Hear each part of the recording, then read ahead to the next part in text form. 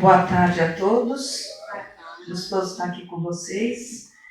Então, hoje nós temos uma lição, todas eu acho muito profundas, muito bonitas, e essa é bem interessante. Oi, tudo bem? Bem-vindas. Como nós temos uma pessoa, pelo menos que é a primeira vez, eu vou explicar como que é. Nós temos como orientação para fazer as palestras, cada ano a escolha de um livro, e o livro desse ano chama Palavras de Vida Eterna, é uma psicografia do Chico Xavier, e o espírito comunicante chama Emmanuel, que é um espírito que acompanhou a vida de Chico durante muito tempo e eles fizeram muitas obras juntos. Então, aqui essa lição é a lição número 103, está nesse livro Palavras de Vida Eterna, e o nome dela é Produzimos. Como sempre, Emmanuel se inspira numa passagem de um dos evangelhos e de lá ele vai tirar a lição. O evangelho de hoje é de João, capítulo 15, versículo 4, e que diz muito bonito essa parte, ele fala assim, palavras de Jesus, né? Permanecei em mim e eu permanecerei em vós. Assim como o ramo não pode produzir fruto de si mesmo, se não permanece na videira, assim também nenhum de vós, se não permanecerdes em mim. Que a gente vai entender melhor. Mas Jesus já está fazendo aqui um convite de nós sabermos que Ele é o caminho, Ele é a luz, Ele é que vai ser aquele que vai ajudar a nós a produzirmos os bons frutos. E aqui então vamos dar um recorte para a lição, para poder fazer o embasamento do que a gente vai conversar. O produzimos da lição, o Emmanuel traz para nós que tudo produz alguma coisa, sempre tem algum resultado, tudo. Então ele pega primeiro exemplos materiais, como a pedra.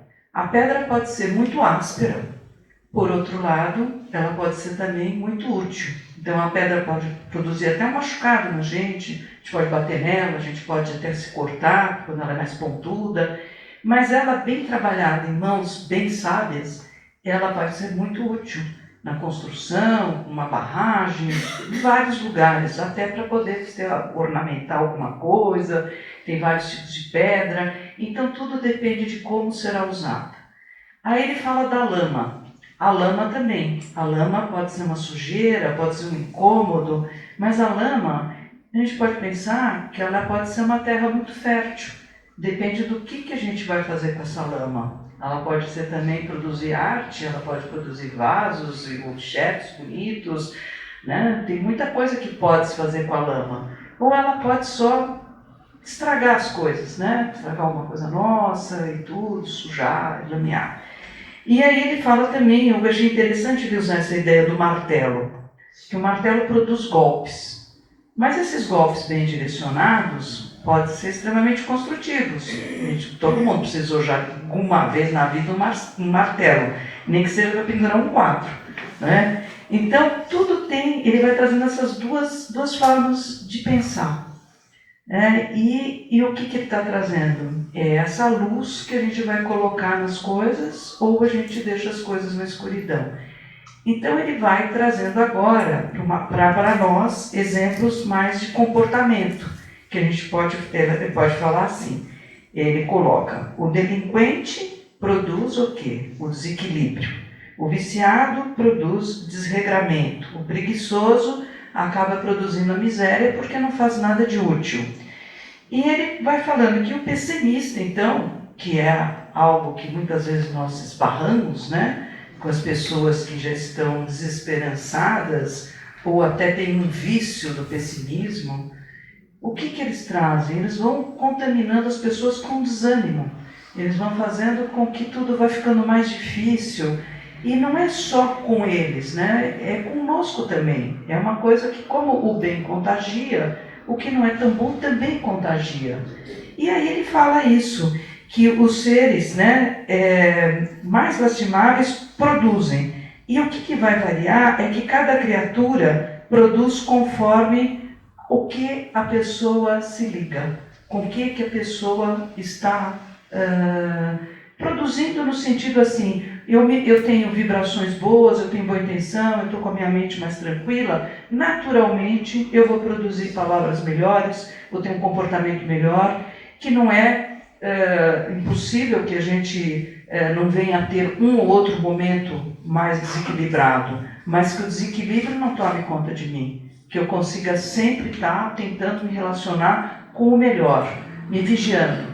Em homenagem a Mirna, o vigiai e orai, né? Que é a nossa professora querida e nossa palestrante, que sempre nos traz esse conceito que é tão importante. E para isso eu preciso me perceber, para eu poder chegar nesse lugar. Eu preciso ter uma autocrítica, eu preciso me analisar, eu preciso sentir o quanto eu estou produzindo coisas que não são boas e muitas vezes eu estou em busca de alguém que me justifique essa forma de que eu estou sendo, que eu estou vivendo.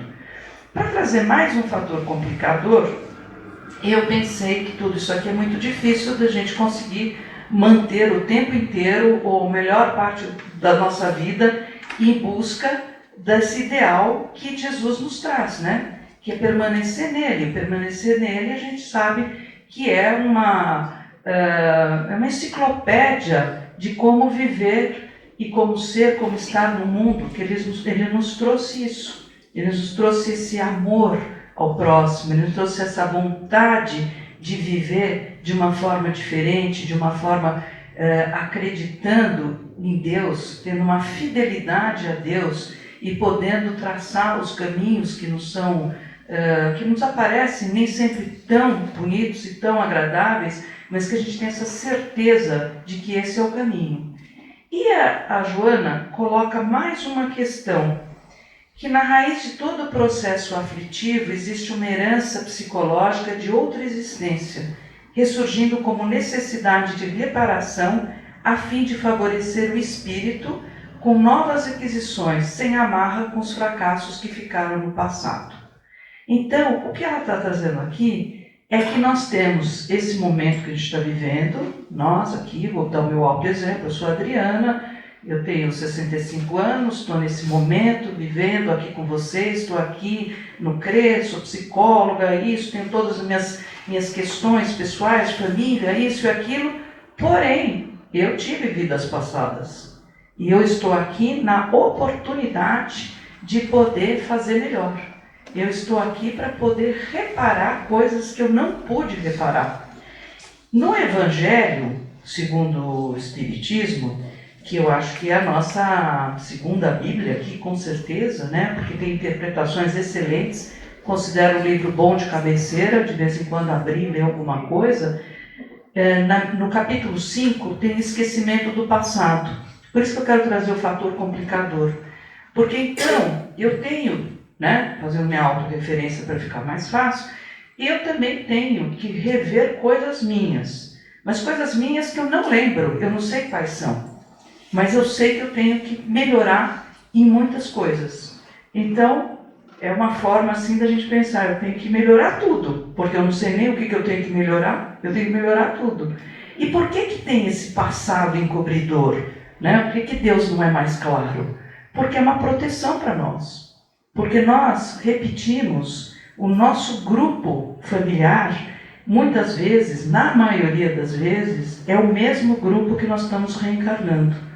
Então, pode ser que se eu me lembrar de alguma coisa, né, que alguém me fez, e eu vou ter que conviver com essa pessoa, com minha mãe, com minha irmã, né, que eu considero a linha, Cecília também, minhas irmãs de escolha, como é que seria a nossa convivência se nós tivéssemos uma lembrasse o que a outra fez? Então eu teria que lidar com as mágoas atuais, ressentimentos atuais, ressentimentos passados. Eu acho que seria muito duro, né? Então Deus nos poupa dessa etapa. Mas Ele traz essa possibilidade da gente pensar assim, mas então como é que eu vou, o que eu devo fazer para poder me tornar melhor? O que eu posso fazer? Começa na introdução que o Emmanuel trouxe de João, com as palavras de Jesus. Eu tenho que ter minha fé, eu tenho que ter essa clareza de que o caminho Jesus veio nos trazer. Né? Aqui seguindo no João, nesse capítulo 15, se a gente pegar o versículo 9, ele fala assim como o Pai me amou, também eu vos amei. Permanecei no meu amor. Se observardes os meus mandamentos, permanecereis no meu amor, como observando o mandamento do meu Pai. Eu permaneço no seu amor. Eu vos disse isso para que a minha alegria seja em vós e vossa alegria seja perfeita. Eis o meu mandamento: amai-vos uns aos outros como eu vos amei. Aqui eu acho que é fundamental. Amai-vos uns aos outros como eu vos amei. Como Jesus nos amou? Nos amou de uma forma incondicional. Nos amou a todos que ele esteve, com quem ele conviveu. Vinha dos leprosos, os pobres, as pessoas de posse, aos inimigos, a todos. Ele amava porque ele trouxe essa ideia para nós, que nós todos somos filhos do mesmo Pai. Nós todos somos irmãos. Então a fraternidade universal já começa nesse momento, que Jesus nos traz essa ideia. E não é por acaso que estamos juntos hoje, e não é por acaso que já estivemos juntos em outras vidas.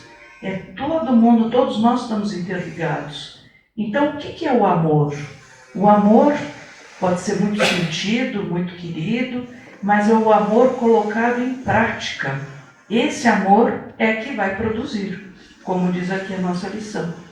Então o amor em prática também é difícil para a gente viver, porque o amor na teoria, tudo na teoria é uma beleza, mas quando nós somos desafiados, quando nós temos as tentações para fazermos algo às vezes não tão correto, mas que nós somos craques em arrumar justificativas internas que nos permitem fazer tal coisa, é assim cair um pouco da videira, sabe? Daquela despencadinha do galho, e a gente fala, mas também não tem problema, porque aconteceu isso, aconteceu aquilo, tal, né? E a gente vai seguindo, e quando a gente vê, a gente já se desvirtuou muito desse ideal.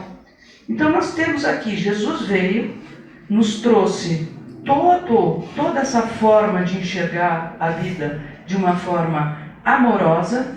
Ele viveu esse amor, ele viveu isso. Ele na cruz, ele não reclama. Ele na cruz, ele perdoa. Ele na cruz, ele perdoa o ladrão que está ao lado dele. Ele ouve a pessoa que está ao lado dele. Ele se preocupa com a mãe, chama João e fala para João, cuide dela, agora ele é seu filho, mãe. Então, essa grandeza, eu sei que muitos de nós aqui estão falando, bom, mas não é para mim, nessa encarnação, preciso de mais 1000, 2000, não tem importância. Nós estamos falando de meta, nós estamos falando de propósito. Então, dentro de meta e propósito, tem existiu um neuropsiquiatra que viveu no século XX, um homem extremamente interessante. Ele fez essa linha de pensamento que se chama logoterapia. É o Viktor Frankl. Muitos já devem ter ouvido falar, outros não, eu conto um pouquinho. Aliás, vou fazer um recorte que eu não falei quem é Joana. Joana de Ângeles, que eu já me sinto tão íntima, porque eu chamo ela de Joana, né? A Joana de Ângeles, eu adoro ela, tem toda uma série de livros psicológicos interessantíssimos, né? A Nath até está estudando na federação. Joaninha, então, mais íntima que eu. E Joana de Ângeles, ela é o espírito que é mentora do Divaldo Franco. E essa série psicológica, eu estou com 2 livros aqui, nós temos alguns para vender também, eu estou com o Homem Integral, é muito bacana, porque ela analisa, ela é uma junguiana perfeita, espírito, e ela analisa todos esses sentimentos que nós temos sob a ótica junguiana, e sob a junguiana do Jung, o psicólogo Jung, suíço, e sob a ótica do espiritismo. Então é completo, é muito bom, é fácil de ler, ela é generosa na leitura. Um outro conceito de psicologia, temos o Google, damos uma entrada, olhamos, né? Na minha edição, não sei se tem, mas é muito, muito gostoso de ler. E voltando então ao Viktor Frankl, o Viktor Frankl, ele teve uma experiência de vida que realmente foi muito desafiadora. Judeu, na Alemanha, na época do nazismo, ele é preso, levado naqueles trens, né, separado da família, já todo aquele horror, o medo que vai acontecer. Ele já vai num dia de muita neve, que ele chega num dos campos de concentração, acho que foi Auschwitz, ou um desses conhecidos, e ele, aquela dificuldade, vai vendo que a coisa é muito pior do que eles podiam imaginar. E passado um pouco com o tempo, ele vai observando que tem pessoas que ele já viu que já estão mortas, já não vai dar certo. E tem outras pessoas que ele repara que tem alguma coisa a mais. O que será que é esse a mais? Aí ele habilmente, né, uma pessoa que sabia muito conversar e tal, um soldado alemão, ele consegue ter um fornecimento de papéis, canetas, lápis, alguma coisa que escrevesse. E ele vai fazendo as observações dele, literalmente, de campo no campo de concentração. Ele vai fazendo um estudo científico disso. E ele vai reparando, é um livro bom para ler também, né? Em busca de um sentido. E aí ele repara qual é esse sentido, o que acontece, o que faz mudar. São pessoas que têm, mesmo desprovidas de tudo, tem um sentido dentro delas, que ele chama de propósito de vida.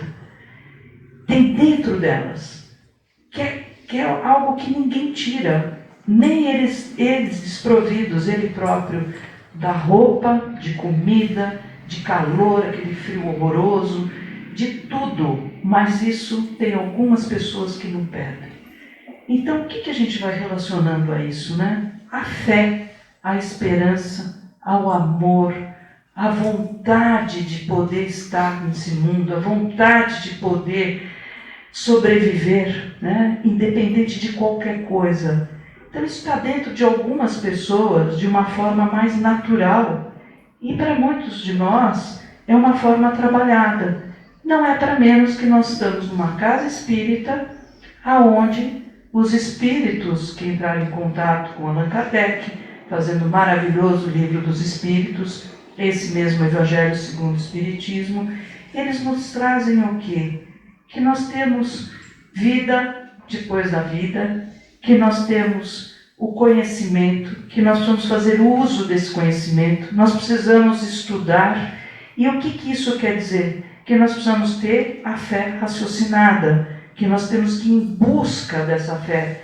Algo que fica diferente assim, a gente pode ter um contato com uma filosofia, um contato com Deus, um contato com uma religião, mas que é diferente desse grupo de pessoas que o Viktor Frankl viu, que são pessoas que colocaram dentro delas isso. É um Deus dentro da pessoa, é um amor dentro da pessoa, é uma esperança dentro da pessoa. É quando a gente faz uma oração onde a gente vai se conectar com o maior, que a gente vai se conectar com algo que chega a ser até indescritível. A gente vai ter um sentimento que vai passando por nós, que a gente vai colocando dentro de nós e vai passando de nós, vai transcendendo a nossa pessoa, de tal forma que é uma oração onde a gente nem pede, nem agradece, a gente sente esse Deus em nós, a gente sente esse amor. E que não tem problema também da gente fazer as nossas orações mais leves, as orações, mas buscando cada vez mais entender o significado de cada palavra.